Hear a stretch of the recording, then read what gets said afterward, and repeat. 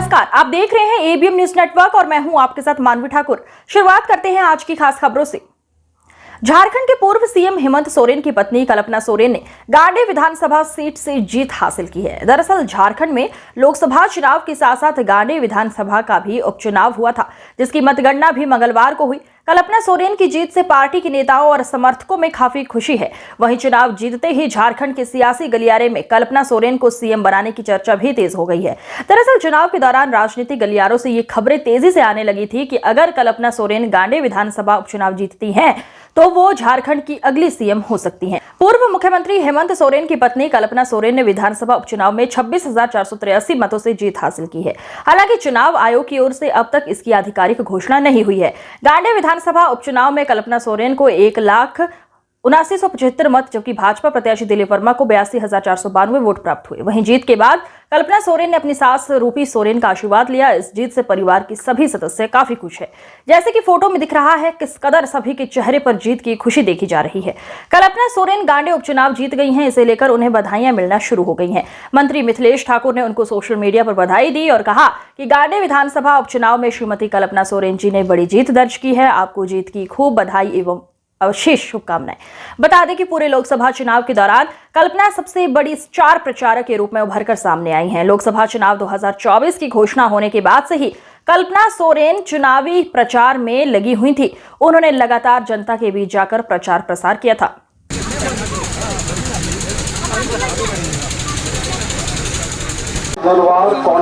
बिजली मिस्त्री चले जाइए जल्दी।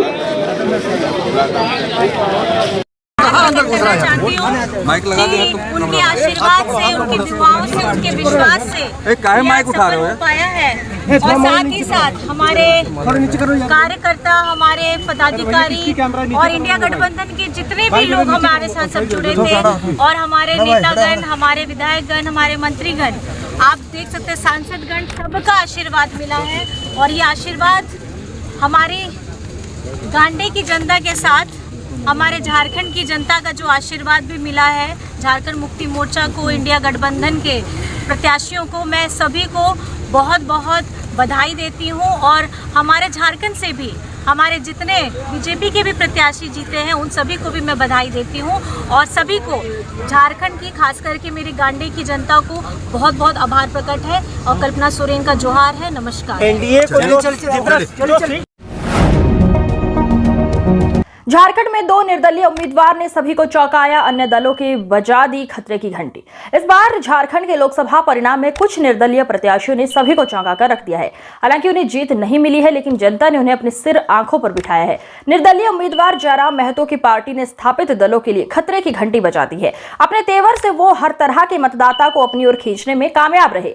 लोकसभा चुनाव में कुछ निर्दलीय प्रत्याशियों ने अपना दमखम दिखाया। हालांकि उन्हें जीत नहीं मिली है, लेकिन जनता ने उन्हें अपने सिर आंखों पर बिठाया। निर्दलीय उम्मीदवार जयराम महतो की पार्टी ने स्थापित दलों के लिए खतरे की घंटी बजा दी है। अपने तेवर से सरकार को कटघरे में खड़ा करने वाले जयराम महतो ने गिरिडीह से निर्दलीय उम्मीदवार के तौर पर नामांकन किया था। इस दौरान उन्हें पुलिस ने गिरफ्तार करने की कोशिश भी की थी। जयराम महतो को मिले इतने वोट।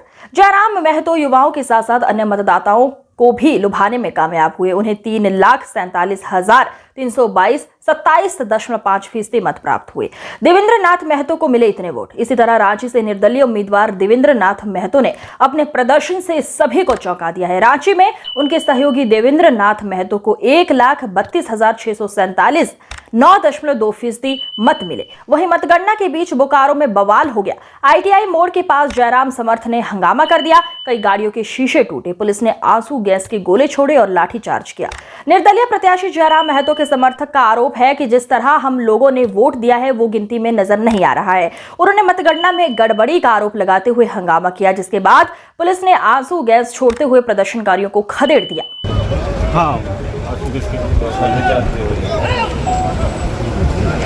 सब नियंत्रण में हो गया। हाँ, सभी नियंत्रण। कितने फायरिंग नहीं, वो अपना टीयर गैस की आवाज़। घायल भी वहाँ से अभी तो इस वार्ड में आप खुद मोर्चा संभाल लेंगे? नहीं, हमारा नेतृत्व देना काम है और जो वस्तुस्थिति है उससे नज़दीक नियंत्रण सारे विधि व्यवस्था संभाल।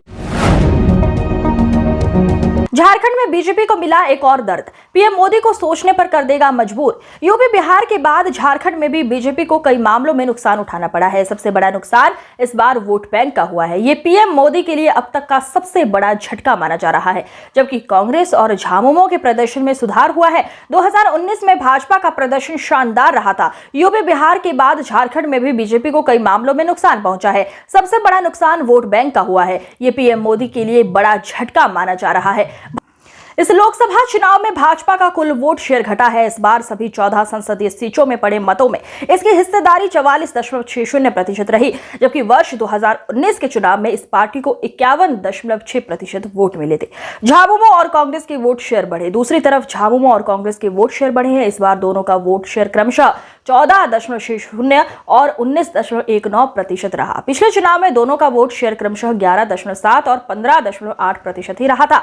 आजसू का भी वोट शेयर घटा है। दलों का वोट शेयर सभी 14 सीटों में Bhajpa 44.60, Congress 19.19, Jhamumo 14.60, AJSU 2.62, Rajad 2.77, Basapa 0.92, CPI 0.31, CPI MS 2.41। आज की खबरों में बस इतना ही। देखते रहिए एबीएम न्यूज नेटवर्क। नमस्कार।